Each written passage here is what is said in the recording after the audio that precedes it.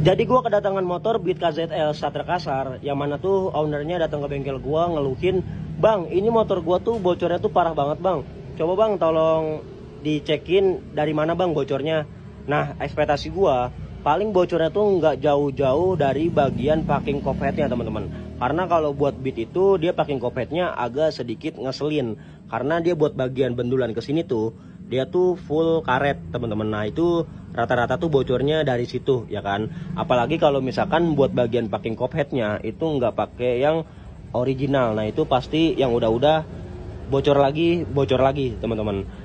Nah, ternyata pas gua cek ekspektasinya tuh melebihi gua. Kenapa?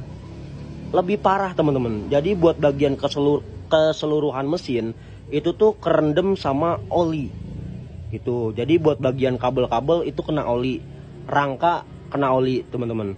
Terus buat bagian filternya juga itu terkena oli. Jadi motor ini tuh full kayak mandi oli, teman-teman, ya kan. Nah, itu penyebabnya apa, Bang? Bisa parah begitu bocornya. Nah, itu penyebabnya tuh ini motor tuh overheat. Tapi Bang, motor ini kan nggak pakai air radiator, Bang. Kok bisa overheat? Jadi gini ya teman-teman, motor yang tidak menggunakan sistem pendinginan cairan itu bukan berarti motornya tuh nggak bisa overheat. Itu bisa overheat apabila motornya tuh panas berlebihan. Nah, jadi motor yang tidak menggunakan sistem pendinginan cairan itu dia biasanya menggunakan sistem pendinginan yang mengandalkan angin, teman-teman. Gitu. Nah, ini motornya menggunakan sistem pendinginan angin. Nah, itu anginnya dari mana, Bang? Anginnya itu dari kipas, teman-teman. Nah, yang dihasilkan dari putaran krek as, nanti anginnya tuh dia fokus ke mesin. Nah, ntar dia masuk ke lewat sirip-sirip sini, teman-teman. Gitu kan. Nah, yang jadi permasalahannya apa, Bang? Kenapa motor si abangnya ini overheat? Jadi, permasalahannya ini motor si abang tuh dia nggak ada cover mesinnya. Nah, fungsinya cover mesin itu apa, Bang? Jadi, fungsinya cover mesin itu dia buat memfokuskan angin ke dalam mesin, teman-teman, ke arah mesin gitu.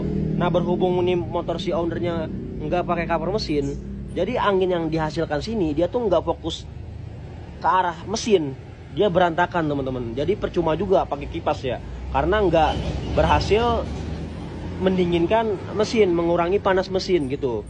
Nah, efeknya itu yang pastinya ya teman-teman, seal, pokoknya yang berbau karet, packing karet, tutup head itu pasti mengalami panas yang berlebihan. Efeknya apa? Efeknya jadi getas, teman-teman. Nah, kalau sudah getas gitu kenapa, Bang? Ya pasti bocor, teman-teman, gitu. Jadi biasanya kan ada nih teman-teman, udahlah nggak usah beli motor radiator, beli aja motor yang kayak Beat yang nggak pakai radiator, karena itu motor tuh enak perawatannya, dia nggak bakal ada overheat. Ada, teman-teman, masalah overheat itu ada gitu.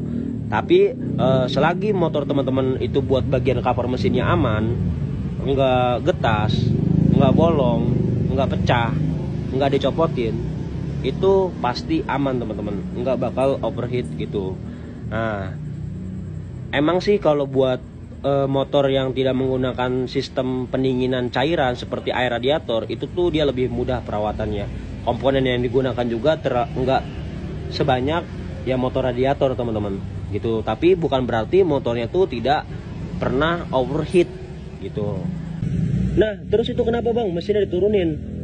Soalnya pas gua hidupin motornya tuh agak sedikit kasar, teman-teman. Nah, gua nawarin ke si ownernya, mau sekalian tune up gak? Nah, si ownernya ngayain, cuy, karena buat sekalian enak lagi. Kenapa gua nawarin tune up? Karena kan ini motor kan bocornya parah banget, terus pas dihidupin juga suaranya berisik. Takutnya yang namanya motor bocornya parah itu pasti kekurangan oli, teman-teman. Jadi kita buat check up kondisi part yang ada di dalam. Nah, ternyata pas gua cek ya agak lumayan banyak yang kena, teman-teman. Karena gitu, kekurangan olinya tuh pada bocor keluar. Jadi buat bagian setang seher itu gua ganti. Nah, itu yang nyebabin motor si abang itu berisik. Terus buat bagian piston itu udah gosong parah. Itu kalau misalkan dipasang lagi itu potensi motornya yang tadinya nggak ngebul jadi ngebul, teman-teman. Nah, terus ini buat bagian bearing noken as itu udah pada oblak, itu udah gue ganti. Ya faktor usia, apalagi kan motor udah lumayan cukup lama juga ya, teman-teman. Terus selanjutnya nih buat bagian pelatuk, ini bagian pelatuk udah gue ganti juga, teman-teman. Nah, ini yang gue ganti bagian pelornya aja gitu kan. Cuman original teman-teman, karena ini kepunyaan Mio M3 gitu. Jadi walaupun ganti pelornya doang, ini tetap original gitu. Oke, cukup sekian teman-teman dan terima kasih. Oh iya, sekali lagi teman-teman tanggung. Nah ini buat bagian kirinya juga ini masalah ya teman-teman. Nah tadi udah gua tawarin juga ke si ownernya, udah gua kasih tahu ini buat bagian bos rumah lowernya itu udah kena gitu.